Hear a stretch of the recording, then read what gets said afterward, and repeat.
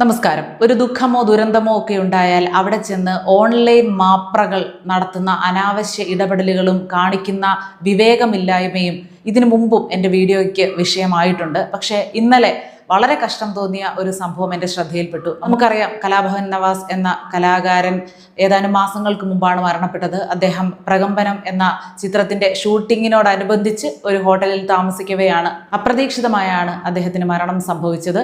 ആ ഒരു മരണമുണ്ടാക്കിയ വേദനയിൽ നിന്ന് അദ്ദേഹത്തിൻ്റെ ബന്ധുക്കളോ ഏറ്റവും പ്രിയപ്പെട്ടവരോ ഒന്നും ഇതുവരെയും കരകയറിയിട്ടില്ല. ആ ഒരു സമയത്ത് ഇന്നലെ അദ്ദേഹത്തിൻ്റെ പ്രകമ്പനം, ആ ചിത്രം, അദ്ദേഹത്തിൻ്റെ അവസാന ചിത്രം റിലീസായിരുന്നു. അത് കാണാൻ വേണ്ടി എന്താണെങ്കിലും അദ്ദേഹത്തിൻ്റെ പ്രിയപ്പെട്ടവർ അവിടെ എത്തുമല്ലോ, പ്രധാനമായിട്ടും അദ്ദേഹത്തിൻ്റെ ഭാര്യയും മക്കളും. അവിടെ എത്തിയ സമയത്ത് അദ്ദേഹത്തിൻ്റെ മക്കളിൽ ഇളയ കുട്ടിയോട്, ഒരു കൊച്ചു പയ്യനാണ്, പ്രായപൂർത്തിയായിട്ടില്ല, അതിനോട് ഒരു ചെറ്റ ചോദിക്കുകയാണ്. ഇങ്ങനെ വിശേഷിപ്പിച്ചതിൻ്റെ പേരിൽ എന്തെങ്കിലും വിമർശനങ്ങൾ വന്നാൽ ഞാനങ്ങ് സഹിച്ചുകൊള്ളാം. കാരണം എല്ലാ സമയത്തും നമ്മുടെ മസ്തിഷ്കത്തിൽ നിന്നല്ല വാക്കുകൾ വരുന്നത്, നമ്മുടെ ആത്മാവിൽ നിന്ന് ചിലപ്പോൾ വരും. അപ്പോൾ അങ്ങനെ നിങ്ങളത് കണ്ടാൽ മതി. കാരണം ഈ ചോദ്യം ചോദിച്ചവൻ പ്രായപൂർത്തിയായതാണ് എന്നാണ് ശബ്ദത്തിൽ നിന്നും മനസ്സിലാക്കുന്നത്. ആ കുട്ടിയോട് ചോദിക്കുകയാണ്, ആ വാപ്പയുടെ അവസാനമായിട്ട് അഭിനയിച്ച ചിത്രം കണ്ടപ്പോൾ സന്തോഷം തോന്നിയോ? എന്തു തോന്നി? എങ്ങനെയുണ്ടായിരുന്നു? ആ കുട്ടിക്ക് സംസാരിക്കാൻ കഴിയുന്നില്ല. ആ കുട്ടിയുടെ ആ സമയത്തെ വൈകാരികതയെ ബഹുമാനിച്ചുകൊണ്ട് കുട്ടിയുടെ മുഖം ഞാൻ ബ്ലർ ചെയ്തേ കൊടുക്കുന്നുള്ളൂ. അത് മുഴുവനായിട്ടും കാണിച്ച് അതിൻ്റെ ആ ഒരു വൈകാരികതയെ ചൂഷണം ചെയ്യാൻ ഞാൻ ആഗ്രഹിക്കുന്നില്ല. ഇനി പറയൂ, ഞാൻ ആ ചോദ്യം ചോദിച്ചവനെ ചെറ്റ എന്ന് വിശേഷിപ്പിച്ചതിൽ എന്തെങ്കിലും പ്രശ്നമുണ്ടോ? ദുരന്ത മുഖങ്ങളിൽ വളരെ മോശമായിട്ടുള്ള ഇടപെടലുകൾ മാപ്രകളിൽ നിന്ന് പ്രധാനമായിട്ട് ഇപ്പോൾ എടുത്തു പറയുകയാണ്. ഓൺലൈൻ മാപ്രകളുടെ ഭാഗത്തു നിന്നുണ്ടാകുന്നത് നമ്മൾ നിരന്തരം കണ്ടുകൊണ്ടിരിക്കുകയാണ്. ഈ ഓൺലൈൻ മാപ്ര എന്ന് പറഞ്ഞാൽ ബാക്കിയുള്ള മാധ്യമപ്രവർത്തകർ എന്ന് നമ്മൾ വിശേഷിപ്പിക്കുന്ന പ്രമുഖ ചാനലുകളിലെ ആളുകളൊക്കെ ഒന്നുമില്ലെങ്കിൽ ജേർണലിസം പാസ്സായിട്ട് ഇറങ്ങിയവരെങ്കിലും അവർക്ക് എന്തെങ്കിലുമൊക്കെ അറിയാം. പിന്നെ അവർ കാലത്തിനനുസരിച്ചുള്ള ഓട്ടത്തിനിടയിൽ, കാലം മാറുന്നതിനനുസരിച്ച് കോലം മാറുന്നതിൻ്റെ ഭാഗമായിട്ട് ഇത്തരം സംഭവങ്ങൾ ചെയ്യേണ്ടി വരുന്നതാണെന്നെങ്കിലും നമുക്ക് പറയാം. പക്ഷേ ഈ ഓൺലൈൻ മാപ്രകൾ, ഇവർക്ക് ഇതിനെക്കുറിച്ചൊന്നും അറിയില്ല. ജേർണലിസത്തിലുള്ള ഒരു എത്തിക്സ്, എന്ത് ചെയ്തുകൂടാ എന്നതിനെക്കുറിച്ചെങ്കിലും മിനിമം ധാരണയുള്ളവർ മാത്രമേ ഈ മൈക്കുമായിട്ട് ഇത്തരം സ്ഥലങ്ങളിലേക്ക് ചെല്ലാവൂ. പ്രകമ്പനം എന്ന ചിത്രത്തിൻ്റെ റിലീസിനോടനുബന്ധിച്ച് ഈ കലാഭവൻ നവാസിൻ്റെ വീട്ടുകാരെല്ലാം അവിടെ വരുമെന്ന് ഇവർക്കറിയാം. കാത്തു നിൽക്കുകയാണ്. പണ്ട് ഒരാൾ പറഞ്ഞില്ലേ, ഇറച്ചിക്കടയുടെ അടുത്ത് പട്ടി നിൽക്കുന്നത് പോലെയെന്ന്. അത് ഇവർക്കൊക്കെ വളരെ ആപ്റ്റാണ്. ഒരു എല്ലിൻ കഷ്ണം കിട്ടും എന്ന പ്രതീക്ഷയിലാണ് മെനക്കെട്ട് കുളിച്ചൊരുങ്ങി രാവിലെ അവിടെ ചെന്ന് നിൽക്കുന്നത്. അവരുടെ മുഖമൊന്ന് ഒപ്പിയെടുക്കുക, എന്തെങ്കിലും ഒരു തുള്ളി കണ്ണുനീര് അവരുടെ കണ്ണിൽ നിന്ന് വന്നാൽ അതൊന്ന് സൂം ചെയ്യുക, അവരുടെ മുഖത്ത് മിന്നിമറയുന്ന ഭാവങ്ങൾ എന്തൊക്കെയാണെന്ന് ഒപ്പിയെടുക്കുക. അദ്ദേഹത്തിൻ്റെ ഭാര്യയുടെയൊക്കെ പുറകെ ചെന്ന് ഇതിങ്ങനെ പിടിച്ചുകൊണ്ടിരിക്കുകയാണ്. മനുഷ്യരല്ലേ എല്ലാവരും, അല്ലേ? ഈ ചോദ്യം ചോദിക്കുന്നവൻ്റെ അച്ഛൻ്റെ മരണശേഷം മാസങ്ങൾക്ക് ശേഷം അവനിങ്ങനെ അച്ഛനെ ഒരു സ്ക്രീനിൽ, അല്ലെങ്കിൽ അച്ഛനുമായി ബന്ധപ്പെട്ട വളരെ ആഴത്തിലുള്ള ഒരു ഓർമ്മയുമായിട്ട് കൂടുതൽ ഇടപെടേണ്ടി വരുന്നു. എന്തായിരിക്കും അവസ്ഥ? ആ സമയത്ത് ഈ ചോദിച്ചവൻ്റെ അടുത്ത് ചെന്ന് അച്ഛനെക്കുറിച്ച് ഓർക്കുമ്പോൾ ദുഃഖമുണ്ടോ, സന്തോഷമുണ്ടോ, എന്ത് തോന്നുന്നു എന്നൊക്കെ ചോദിച്ചാൽ എന്താ പറയുക? ആ സമയത്ത് അവരുടെ ഒരു മനസ്സിലൂടെ പോകുന്ന ദുഃഖത്തിൻ്റെ ആഴം നമുക്ക് ഊഹിക്കാനെങ്കിലും കഴിയുമോ? നമ്മുടെ കൂടെ കഴിഞ്ഞ ദിവസം വരെ ഉണ്ടായിരുന്ന ഒരാൾ, അതും അപ്രതീക്ഷിതമായിട്ട് ഒരു ദിവസം രോഗശയ്യയിൽ കിടന്നു പോലും അല്ല, മരണപ്പെട്ടു പോകുന്നു. അപ്പോൾ കുടുംബത്തിന് വേണ്ടി ചെയ്യുന്ന ഒരു തൊഴിൽ കൂടിയാണ് അദ്ദേഹത്തിന് സിനിമ. അതിൽ നിന്നുള്ള വരുമാനം കൊണ്ടാണ് അദ്ദേഹത്തിൻ്റെ കുടുംബം മുന്നോട്ട് പോയത്. ആ മനുഷ്യനെ ബിഗ് സ്ക്രീനിൽ കാണുമ്പോൾ അദ്ദേഹത്തിൻ്റെ ഭാര്യയ്ക്കും മക്കൾക്കും ഉണ്ടാകുന്ന ദുഃഖം, അത് കണക്ക് കൂട്ടണമെങ്കിൽ, അല്ലെങ്കിൽ അതൊന്ന് ഊഹിക്കണമെങ്കിൽ ആദ്യം മനുഷ്യനാവുക എന്നുള്ള ഒരു അടിസ്ഥാന കടമ്പ കടക്കണം. അതിൻ്റെ ഇടയ്ക്ക് വേറെ ഒരു സൈഡിൽ നിന്നൊരു കുത്തിത്തിരിപ്പ്. അപർണ ബാലമുരളി ഇറങ്ങി വരുന്നു.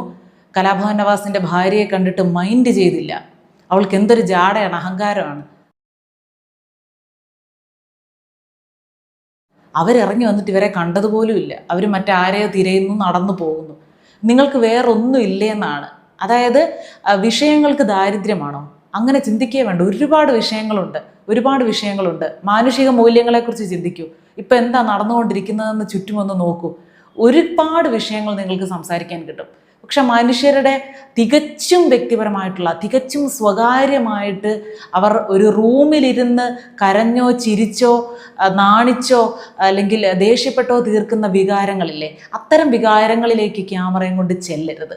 നമ്മളിലേക്ക് വന്നാൽ നമ്മൾ എങ്ങനെ പ്രതികരിക്കും? അതുപോലെ തന്നെയാണ് മറ്റു മനുഷ്യരും എന്ന് ചിന്തിക്കുക. ഈ വിഷയം പലതവണ സംസാരിച്ചിട്ടുണ്ടെങ്കിലും പിന്നെ ഇതൊക്കെ നമ്മുടെ മുന്നിൽ കാണുമ്പോൾ ഇത്രയെങ്കിലും പറയാതെ വയ്യ. ആ ചോദ്യം ചോദിച്ച ആളെ ആർക്കെങ്കിലും ഈ വീഡിയോ കാണുന്നവർക്ക് പരിചയം ഉണ്ടെങ്കിൽ അയാളുടെ ഡീറ്റെയിൽസ് എനിക്കൊന്ന് അയച്ചു തരണം. കാരണം ചോദിക്കണമെന്നുണ്ട്. എന്തിൻ്റെ അടിസ്ഥാനത്തിലാണ് അങ്ങനെ ചോദിക്കുന്നത്? ഇതുപോലെ തന്നെയായിരുന്നു ആ ലോറി അപകടത്തിൽ മണ്ണിടിച്ചിലുണ്ടായതിനെ തുടർന്ന് അർജുൻ അപകടത്തിൽപ്പെട്ടപ്പോൾ അദ്ദേഹം തിരിച്ചു വരുമോ, ജീവിച്ചിരിക്കുന്നുണ്ടോ, എന്താണ് അവസ്ഥയെന്ന് പോലും അറിയാതെ ദിവസങ്ങൾ മനുഷ്യരിങ്ങനെ പ്രാർത്ഥനയുമായിട്ട് കഴിയുകയാണ്. അവരുടെ ബന്ധുക്കളുടെയൊക്കെ അവസ്ഥ എന്തായിരുന്നു? അവിടെ ചെന്ന് ഒരു ഓൺലൈൻ മാപ്ര അർജുൻ്റെ കൊച്ചു കുഞ്ഞിനോട് ചോദിക്കുകയാണ്, അച്ഛൻ എവിടെ പോയി, അച്ഛൻ എന്താ പറ്റിയതെന്ന്. അവർക്കെതിരെ കേസെടുത്തെങ്കിൽ ഇതിനെതിരെയും ഒക്കെ കേസുകൾ വരണം. അവരിങ്ങോട്ട് പ്രതികരണവുമായിട്ട് വരികയാണെങ്കിൽ ഓക്കെ, ശരി, ഒരു മാധ്യമ പ്രവർത്തകനെ വിളിച്ച് അല്ലെങ്കിൽ ഒരു ക്യാമറയെ വിളിച്ച് ഒരു ചാനലിനെ വിളിച്ചിട്ട് അങ്ങോട്ട് പറയുകയാണ് പറയാനുള്ളത്, അത് ഓക്കെ. ഇത് അവർ ഒരുവിധം മര്യാദയുള്ളവരായതുകൊണ്ടാണ് അവർ തിരിച്ചൊന്നും പറയാതെ മാന്യമായിട്ട് എന്തെങ്കിലും ഒരു മറുപടി തന്നിട്ട് പോകുന്നത്. പക്ഷെ എനിക്ക് പലപ്പോഴും തോന്നിയിട്ടുണ്ട് ഇത്തരം ഓൺലൈൻ മാപ്രകളൊന്നും ഇത്തരം മര്യാദകളൊന്നും അർഹിക്കുന്നവരല്ല എന്ന്. വന്നിപ്പോൾ മരണ വീടും കല്യാണ വീടും ഒക്കെ ഒരുപോലാണ് അവർക്ക്. ആരെ എവിടെ വെച്ച് കണ്ടാൽ എന്ത് ചോദിക്കണമെന്നൊന്നും അവർക്കറിയില്ല. മരണവീട്ടിൽ ചെന്ന് ഒരാളുടെ വിവാഹകാര്യത്തെക്കുറിച്ച് ചോദിക്കുക, അല്ലെങ്കിൽ എന്തെങ്കിലും സന്തോഷമുള്ള ഒരു സംഭവത്തെക്കുറിച്ച് ചോദിക്കുക. കല്യാണ വീട്ടിൽ ചെന്ന് അവരുടെ അടുത്ത ആരെങ്കിലും മരണപ്പെട്ടിട്ടുണ്ടെങ്കിൽ അല്ലെങ്കിൽ അവരുടെ ജീവിതത്തിൽ എന്തെങ്കിലും ദുരന്തം സംഭവിച്ചിട്ടുണ്ടെങ്കിൽ അതിനെപ്പറ്റി ഓർമ്മപ്പെടുത്തുക. മനുഷ്യർക്ക് വകതിരിവ് ഇല്ലാതെ പോകുന്നത് മാത്രമല്ല, അവർക്ക് എങ്ങനെങ്കിലും വ്യത്യസ്തരായി അവർക്ക് കുറച്ച് കാഴ്ചക്കാരെ കിട്ടി അവർക്ക് പണം ഉണ്ടാക്കണം. നാണം കെട്ടും പണം ഉണ്ടാക്കിയ നാണക്കേടാ പണം തീർത്തിനും എന്ന് പറയുന്നത് കേട്ടിട്ടുണ്ട്. അതുപോലെ തന്നെ നാണം കെട്ടും വിവരം കെട്ടും എല്ലാം കെടുത്തിയിട്ടാണെങ്കിലും പൈസ കിട്ടിയാൽ മതി. അതുകൊണ്ട് എങ്ങനെ ഉണ്ടുറങ്ങുന്നു എന്നുള്ളതാണ് അത്ഭുതം നമ്മളെപ്പോലെയുള്ള മനുഷ്യർക്ക്.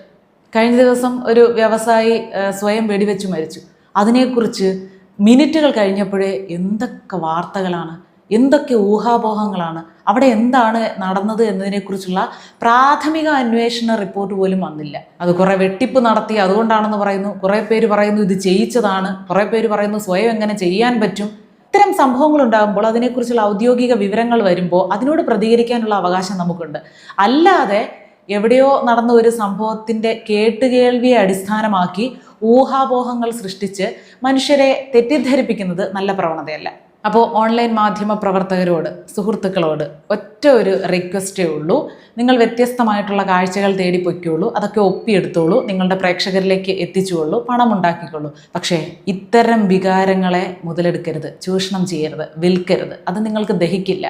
പ്രത്യേകിച്ച് കൊച്ചു കുഞ്ഞുങ്ങളെ. ഒരു പിതാവ് അകാലത്തിൽ നഷ്ടപ്പെട്ട ആ ഒരു ദുഃഖത്തിൽ നിന്ന് കരകയറാതിരിക്കുന്ന പിഞ്ചു കുഞ്ഞിനോട് മുഖത്ത് നോക്കി ഇങ്ങനെയൊക്കെ ചോദിക്കണമെങ്കിൽ നിങ്ങൾ മനുഷ്യനാണോ എന്ന കാര്യത്തിലും എനിക്ക് സംശയമുണ്ട്. മനസാക്ഷി എന്നതിന് അങ്ങേയറ്റം പ്രാധാന്യം കൊടുക്കുക. അത് നമ്മുടെ കയ്യിൽ നിന്നും പൂർണ്ണമായിട്ടും നഷ്ടപ്പെട്ടാൽ പിന്നെ മുന്നോട്ട് ജീവിച്ചിട്ട് യാതൊരു പ്രയോജനവുമില്ല. കഴിക്കുന്നതും വിസർജിക്കുന്നതും ഉറങ്ങുന്നതും മാത്രമല്ലല്ലോ ജീവിതം. അതിനപ്പുറം ജീവിതം എന്ന വാക്കിന് ഒരർത്ഥമില്ലേ? എപ്പോഴെങ്കിലും സമയം കിട്ടുമ്പോൾ നിങ്ങളെപ്പോലെയുള്ളവർ അതൊന്ന് 5 മിനിറ്റ് ഇരുന്നൊന്ന് ചിന്തിക്കണേ.